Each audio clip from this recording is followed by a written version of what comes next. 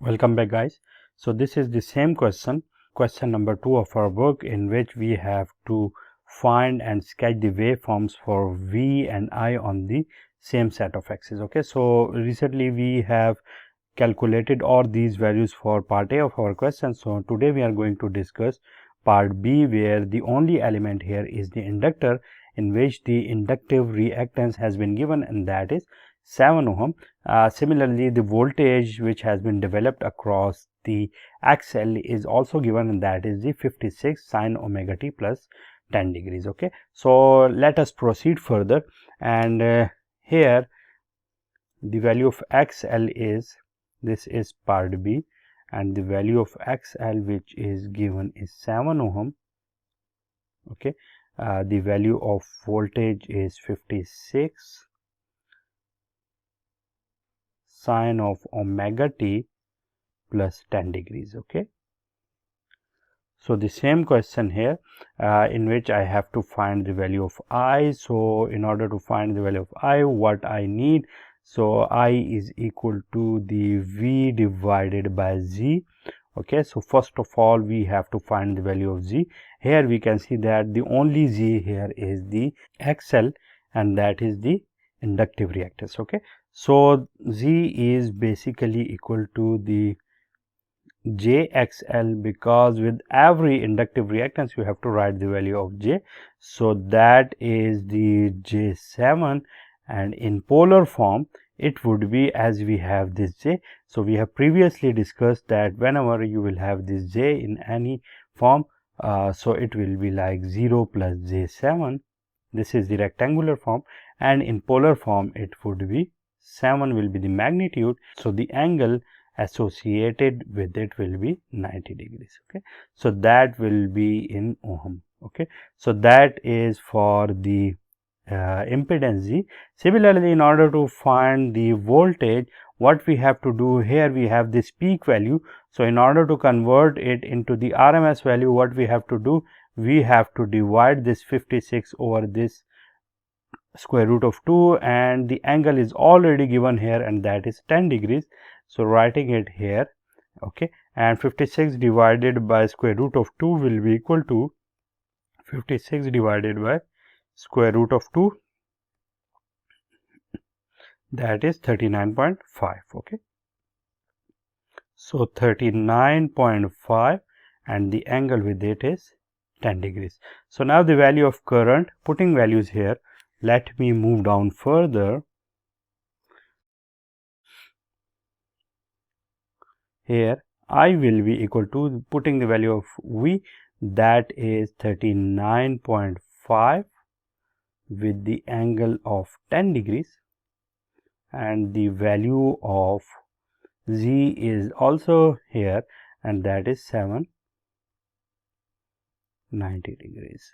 Okay, so here ultimately I will have 39.5 divided by 7, and angles here will be 10 degrees minus 90 degrees. Okay, so 39.5 divided by 7, here divided by 7, what I will have, I will have 5.6.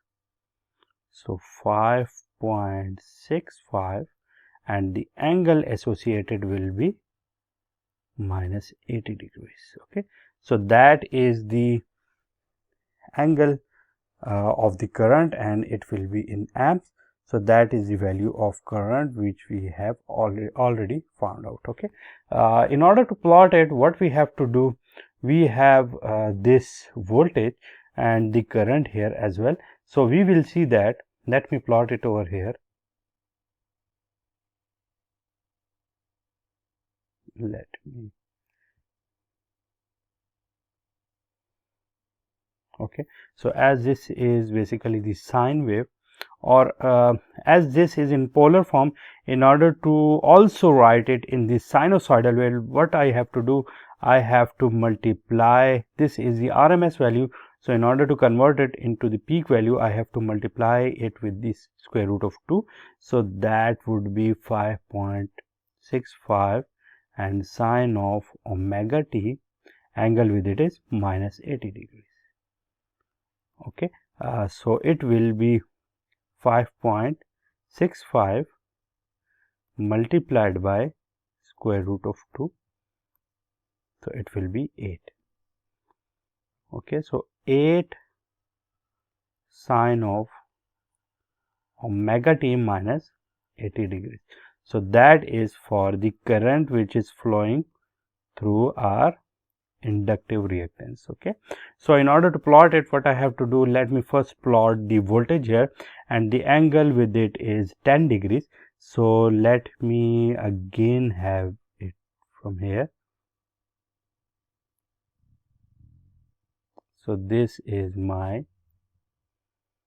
voltage here, this is the voltage, and the peak value of this voltage is basically 56 volts. Okay, and this voltage is the minus 56 volts.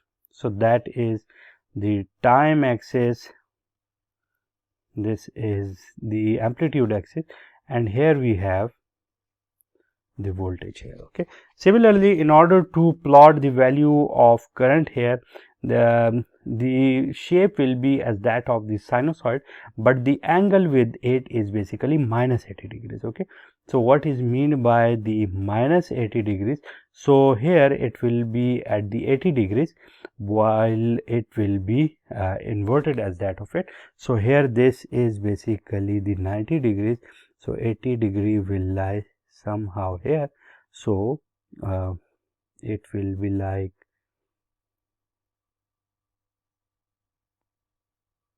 just like here. Okay, such that its peak will be here, and this is just like near to this, and the peak value here will be here, it will be minus 8, while it will be here 8. Okay, so that is basically for the current. So it is somehow higher than that of it, so pardon me for it, but it is for the current. Okay, so this is the plot for the current and voltage over the same axis, and we can very easily and very clearly see that the two plots are 90 degrees away from each other. Okay, and here you will also see that the voltage across the inductor is leading, and that is because the voltage in the inductor basically leads the current, because here you can see that this positive value has been achieved by this voltage curve earlier than that of this current. Okay, so that's why you will also see that the difference between 10 and minus 80 degrees is also 90 degrees. This curve is not that much good, but you should have the idea that how much angle difference should these two will have. Okay, you will also see that it will be like this one. Okay, so let me clear it now. Okay, so this is somehow good, and the idea here will be somehow clear. Okay, so that is all about the part B of our question, and with some more question I will get back to you in our next video. Thank you so much, and I will see you soon.